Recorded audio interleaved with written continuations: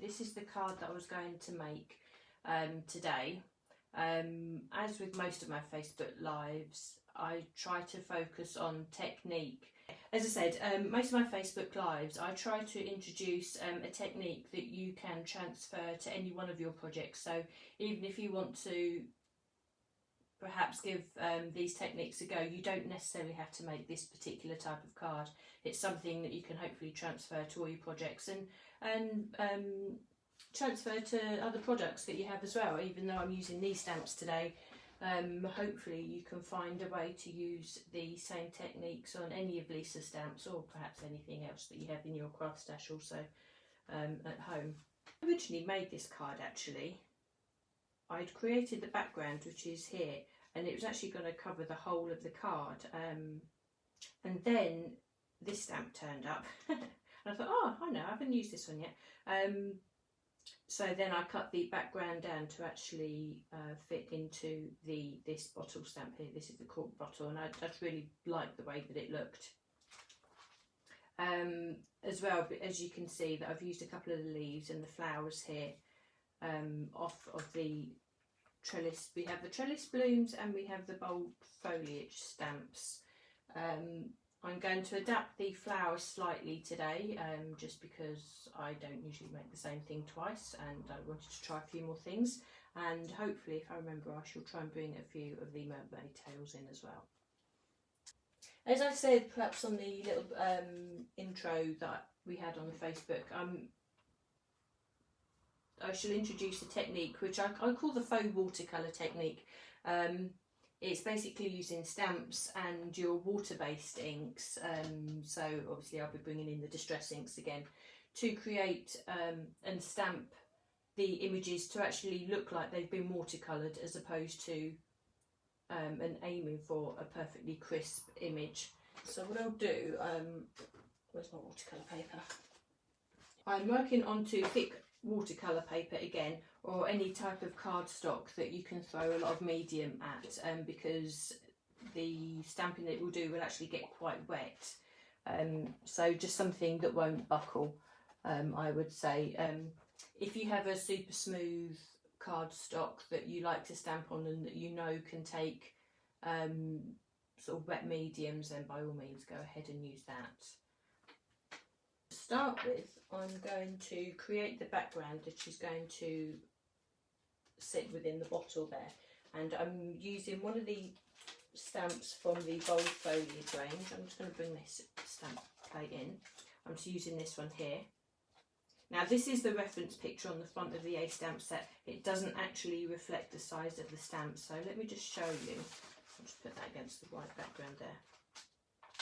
You can actually see these stamps are a good bit larger than the actual reference. There's a couple of different things actually. You have the 3 sprigs of leaves, but you also have sort of matching leaves that you can create a little set with. Same with this this bolder looking leaf here, and the flowers. So obviously you can mix and match, but if you do like to keep things coordinated, then you do actually have that possibility within these stamps as sets as well. So I'm going to be going with this bolder stamp here, because it does actually demonstrates the technique quite well actually, because the bolder the stamp that you use, perhaps the better effect it will give. And when I say bolder, it means that, let's just bring this back in again here, the stamp appears black, or where this stamp appears black here is obviously where you put the colour, so there's more area on the stamp itself that the ink can sit on, as opposed to having the fine lines here, and when all the white would be sort of empty space, as it were. So if you can think about it in sort of terms of ink, you'd be putting more coloured ink on a stamp like this than you would this one, and this means that when you put the colour onto the stamp and you spray the water onto it, there's more of it to react. I'll show you what I mean, because what I'll do initially, I'll just show you the technique as I go, and then I'll actually start stamping up the images to put on the card. Now what I'm using here, I'm using the distress inks, the regular inks. I think oxides would work because they do react to water really well, and they actually change colour a little bit, so you could get some really interesting effects, and it'd be really fun to experiment with. But I'm going to stick with the regular distress inks as we are. So if you can see here, I'm just stamping up the ink, inking up the stamp. Actually, I'll just show you a reference point. Actually, I'll just stamp this on here. That's how this image would look without adding any water. So if I stamp up this ink again, ink up this stamp again, sorry, I can't get my words out today. Now what I'm doing, I'm going to take a mini mister. Now any spray would work. I would say though, go for as a finer mist spray as you've got. I mean, I do have this water bottle here. If you have another type of spray, then give that a try. But the finer the mist that comes out, I would say the better this actually works. Now what we need to do, spray the inked stamp with water. You don't want to do it too close because that will actually disperse the ink on the stamp quite irregularly, and it sort of splatter the ink out. So you want to, from a distance, I would say this is about 15 centimetres, perhaps maybe 20 centimetres. Just give that a burst of water, not too much, and then we stamp this down. And I don't know if you can actually see the difference when you put this onto the paper. You can see the ink is a lot more watery, and as we pull that away, the image is a lot less crisp. And if I show you again, I'll link this up again, and I'll perhaps put just a touch more water onto the stamp this time, and then I stamp this again. You're starting to see how we get that watercolour effect. Now you do lose the crispness the more water that you put on, but if you look at watercolour paintings, they're not always about precise detail, and when you're working to create a background, this sort of image can be quite nice, because if you look at what I've done here, none of these images are exactly the same, and perhaps just under there we have an image that's completely lost all of the detail of the stamp. But because of the nature of what you're doing, I think that's a really nice effect. What I would also say as well, when you're stamping this up, these images do actually get quite wet. If you possibly can, I would say don't dry these with one of your heat guns. I would say just allow that to dry naturally, because you get a lot more an effective look. I may have to heat dry mine in a bit, just purely for the sake of sort of demonstration, so I can move on and finish off the project. So now I've shown you that difference, I've cut myself a stencil just from normal copy paper of the corked bottle, this one here. Stencils are available for these, I do believe. I don't have them just yet, so if you have those stencils from Lisa, they'd be ideal to use. If you don't, and you do have the stamps, just stamp the bottle in the centre of a piece of copy paper and just cut out the centre of it there. So I'm going to stamp within this, purely because I like to keep this outside edge. You see where we've got this double edge here? I like to keep that free, and I want to contain the background within the central part of the bottle. So I shall continue. I shall do these quite quickly. So you shall stamp that down, and depending on how the ink is sitting on your stamp, you can sometimes get a second impression out as well. So do that. It gives you a different look, and it just adds to that whole randomness, I suppose. Now, when you're stamping a background, I would normally say you don't need to clean the stamp each time. But for this watercolour effect, because you're using water, the stamp will actually sort of get quite jammed with water, and you'll start losing the effect. So I would say just give your stamp a quick wipe in between each impression and you'll get a really nice effect. So hopefully as I go, you'll start seeing how these images can build up, and you can just see how the water affects the ink each time we put this down. Now these ones are actually turning out sort of quite blocky. I would say it's a mixture between me putting more water on than I did on this and perhaps pressing a little more harder on the stamp. See, if I do that one, I pressed a lot more gentle and we have a few more sort of details on the stamp there.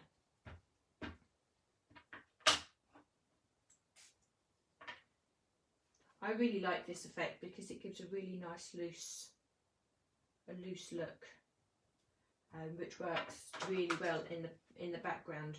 But when it comes to then creating your images for the forefront, where you want sort of more detail and more clarity in the images, you know you've got that coordination with what's going on in the back. So this is a lovely shaped stamp to build up a nice regular pattern on here. Actually, I can probably go for a second impression on that one and just press that a little bit harder. There we are.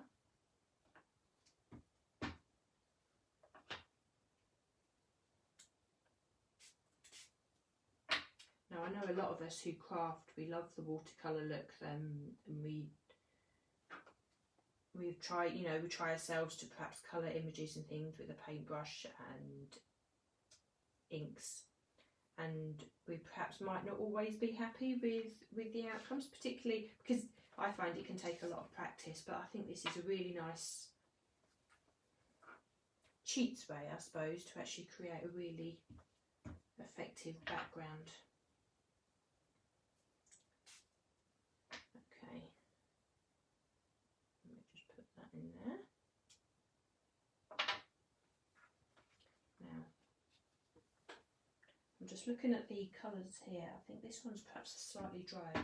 What you can do, if you allow these images to dry properly, you can actually go back in with the ink and your stamp and overstamp, perhaps with less water on the stamp, and you can actually create the details that you would have perhaps lost and been watered out slightly. Now, if I might actually do that when I go back onto these ones here, just to show you what I mean. And you can actually start layering the stamps, even though they perhaps weren't necessarily designed with that in mind. It's a technique that's really quite handy. So let me pull that away now. We have the background that I can overstamp the bottle onto in a moment, so that will actually come together a bit better in a minute. So if you just bear with me, what I'm going to do, I think this one should be dry enough now. So, excuse me if I'm hopping backwards and forwards a little bit. I think what I'll do, I'm not going to put any water on this. I'm going to stamp it up, and I'm just going to match that over the top of that water image there.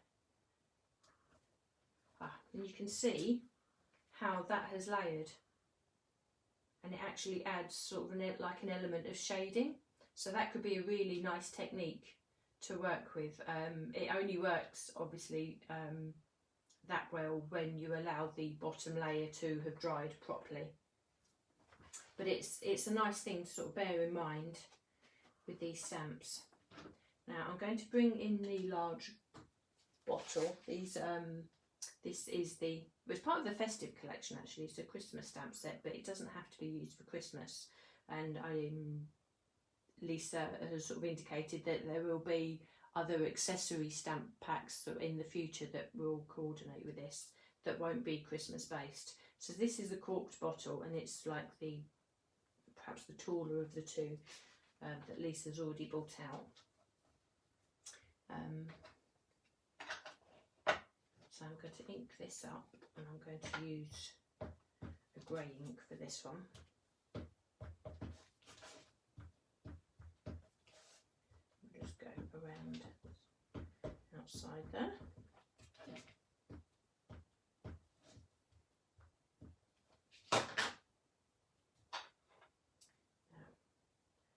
Going to line this up so we've got that background that's sitting within the bottle there. So just excuse my head for a second. Just put that down.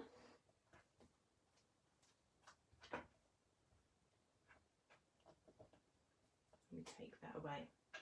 So there we are. We can start seeing that come together now.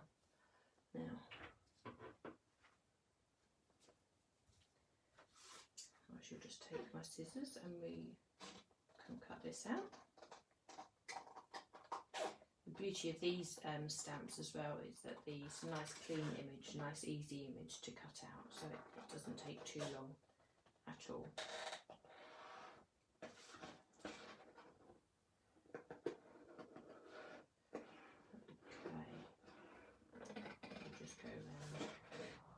Actually, it's the first time I've actually played with these bottles, and once you get going with these, you have so many more ideas sort of flood into your head. I don't know about you, but when I start a project, I start off with an idea on my head, but by the time I've got going and I've perhaps got the stamps out and had a little play, my mind has gone off on a tangent, and quite often the project that I thought I was going to start making sort of gets sidelined, and I end up creating something different completely. I don't always have enough hours in the day to go back what I wanted to create initially.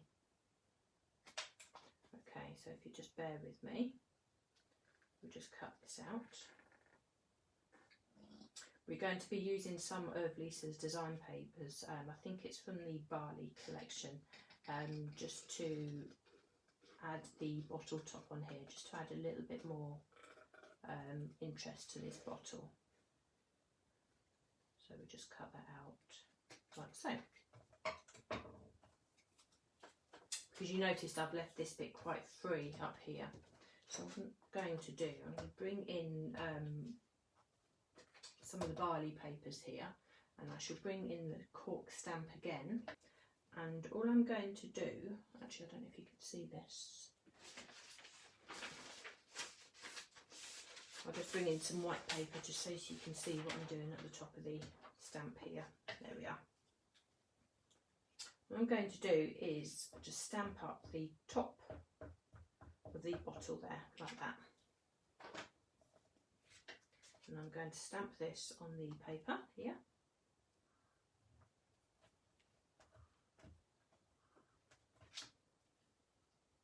Move that to one side.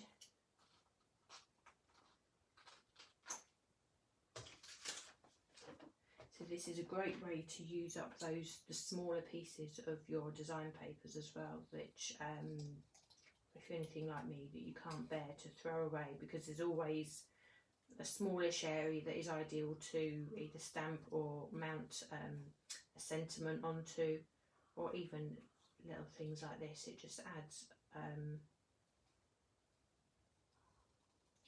a little bit of something to your design, and if you can find the right colour, the right paper that coordinates with your colour scheme, I think it looks really good and just gives your project that finishing touch. So what I can do now is I can just add a piece of glue, and we can just add that to the top.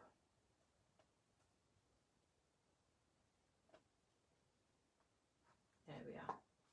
Now what I will do, just while I've got this, I'm just going to bend that bottle just round that a little bit, just to make that a little bit more authentic. And as this stamp work is drying. Hopefully that will just keep that shape, so when we actually mount that onto the front of the card, we've got a little bit of dimension going on there. Okay, so we'll just leave that to sit to one side. Now I'm going to take my watercolour card again, and I shall show you how we stamped up the flowers.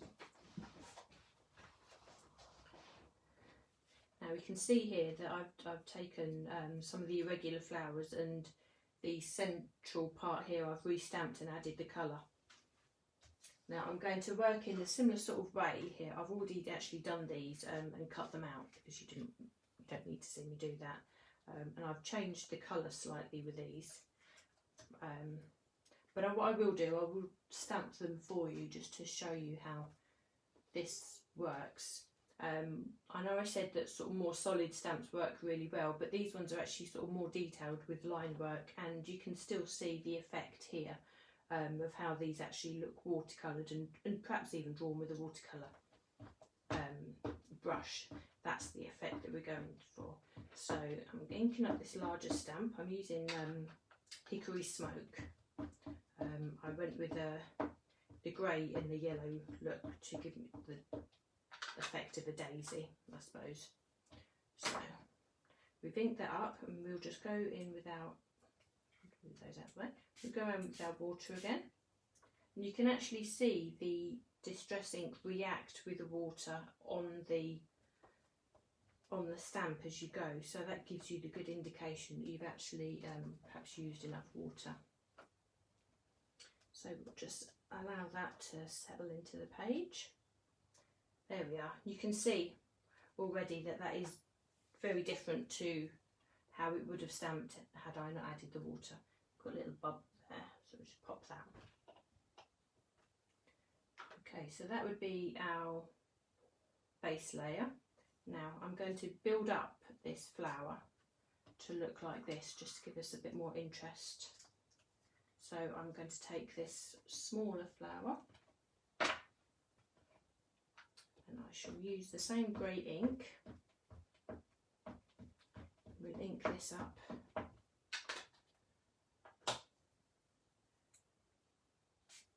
Give that a spray. Yeah. There's that fine line of putting too much water on and perhaps not enough. It's something you just experiment with, really, depending on the spray that you're using. So we just allow that to take.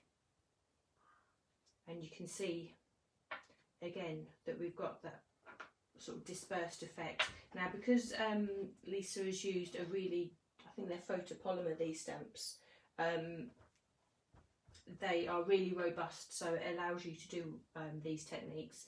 And because you're using an ink that is water based, and you're obviously using the water, they clean up the stamps really nicely. You can see how the ink is separating there, and you can also see that if using onto a nice watercolour card, perhaps you've got some of Lisa's watercolour card that I know that she's had on Create and Craft, allowing that to dry without the heat gun, you can actually see the image disperse a little bit, which actually adds to the effect a lot better. Let me see. Right, we have this central section here. Now you can see this is where it was actually Anne Ruffles who designed these stamps, and you can see how these coordinate. There is actually a separate stamp. This sort of central flower burst is actually a single stamp in itself, but it actually matches the centre part of this flower here. So we do have some sort of layering elements going on. So I've got the stamp here, and for this central part I'm using the scattered straw colour.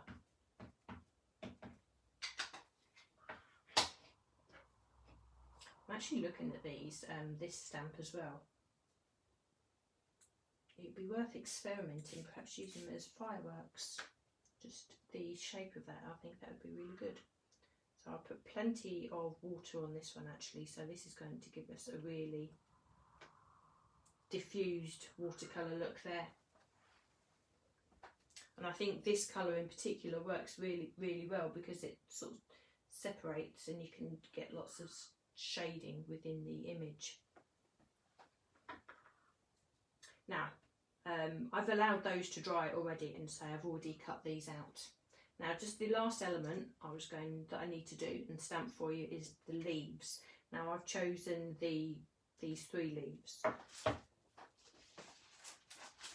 which is off the bold foliage stamp here. So I thought it was a really nice sort of design within this. Now, to ink this one up, because I wanted like a 2-tone effect, I've actually used the distress markers. Now, any water-based marker would be ideal for this, with a brush nib, and you can actually go in and ink your stamp. But the beauty of using brush markers, say particularly water-based ones, because you can refresh them with the water spray, is that you can go in and you can spot colour the stamp itself, so you can add sort of shading as you go, and that gives a really nice detail. Now, you don't have to reactivate these with the water, as I'm going to do just now. You can actually ink this stamp up with the pens and stamp straight on, and that would actually give you a really nice detailed look. You can actually do a little bit of blending on there as well, so that gives us a really nice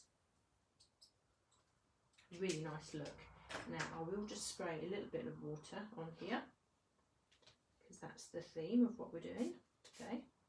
Not too much, so I went at a slightly higher distance on there, so I'm going to stamp that down, and possibly, hopefully you can see on this, you can actually see through the acrylics block and into the stamp.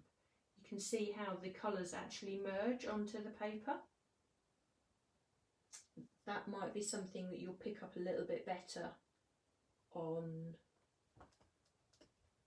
your own paper when you're stamping them. So if I pull that away, you can see how beautiful that is. Now, that one has actually come out better and slightly darker than this one.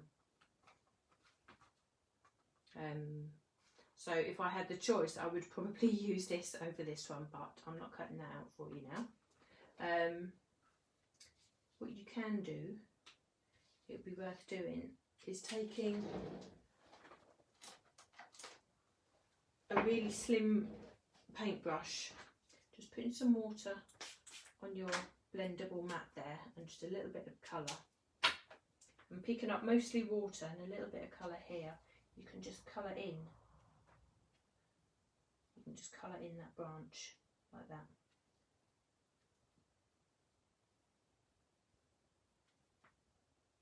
Now, that would be the extent of sort of my watercolouring there. Okay, and I shall do the same on this one, just to take away that whiteness, because you do have the open section there. Okay, and it can be as simple as that. So I'm going to put these one side, and I can use those later, and we can start building this card before I go on for too long. Now, you can see here this bottle will fit on there, and it's, as I'm sitting on there, you can see how I've shaped the bottle. To actually keep that shape, you can put 3D foam pads in the centre. That would work. Excuse me, I did unblock this a little bit earlier. Let's just do that again. Okay, so just to keep, no, that's not going to work. Yes, it is. Now, to keep that shape, because this is quite a sturdy card, I think this will hold its shape, so I'm just going to put just a glue around the edge, and I think that will be just enough to hold that into place onto the card there. Now, this glue actually takes quite quick, so that should actually hold that quite well. You can still see we have the domed look to this card. Now we can start building the flowers. So we put the leaves on first, and we'll put the base for the largest flower on first. Now actually the beauty of using a wet glue or even a silicone glue would work really well. You can just rearrange these as they're wet and just get those into the position that looks the best. Now which way should we do that? Should we do that way, because I like to see a lot of that stalk there. So that as that glue takes, we'll just hold that in place, and you can put this one on. Before I add this, I just want to add a few of the mermaid tails. Now what I'm going to do, I'm actually going to use one of the Christmas colours, the Golden Sparkle, because I think that would work really well with the colour that I've used on there. So I'm going to work onto a piece of copy paper so I don't end up with sparkle everywhere. And all I'm just going to do is just add a few dots just in the centre. And I'll take my tweezers. And all I'm going to do, I think, is just perhaps dip that into there. Will that work? Yeah, we'll just dip that into the top of the pot there. You can see it's actually picked up all the sparkles, just so pretty. I think Lisa has converted me to sparkle with these mermaid tails. I haven't actually seen anything quite like them, and they are beautiful to use. I do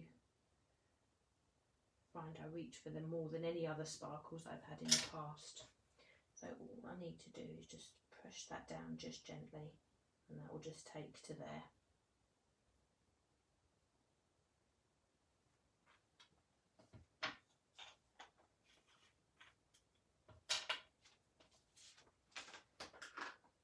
Now all it leaves me to do is, all I've added here is that little tag.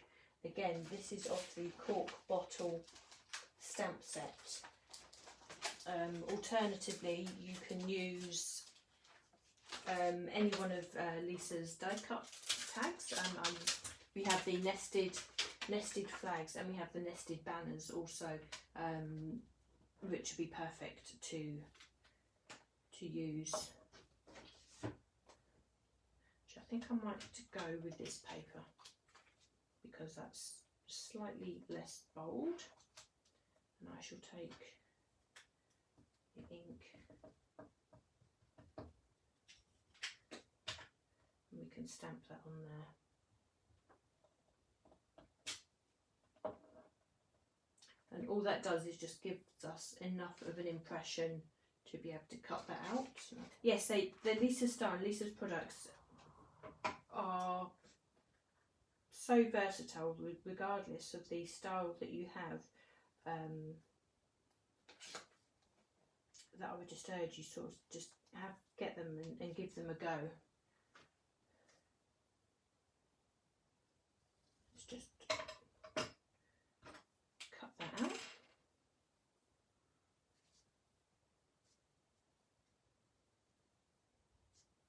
We'll just edge those again with these watercolour markers, which are perfect. And we can just add that to that tag there. Now it's slightly different to the card I made before.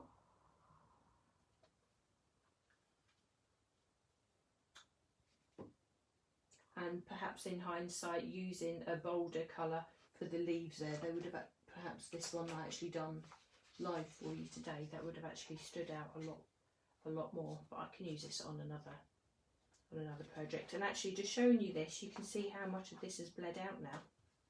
I'm sorry if I'm going on a little bit too much, but now that's dried, I just want to show you, if I bring this stamping again, and if I just stamp that without adding any water, if I try and match which way that went,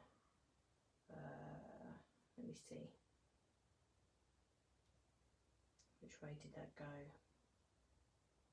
Oh, possibly to there. Okay, if I now stamp that into there, hopefully that will add some shading on there, and it gives you a whole different look to the stamp set. So that's, along with the leaves there, I think that's quite vibrant. That would actually be something that you can have a play with. Say, all my techniques and all my lives tend to be more technique based. If you do give them a go and create something, do share with us in the group. We'd love to see what you're doing. Everybody has so many different ideas with all of these different products from Lisa, so we just love to see what you're all doing. So I'll love you and leave you for today. I'll get the video sorted and I shall put this up on the YouTube channel, so anything I've gone over today you'll be able to revisit in your own time and perhaps craft along too as well. So thanks so much for joining me today, and I shall see you again next week.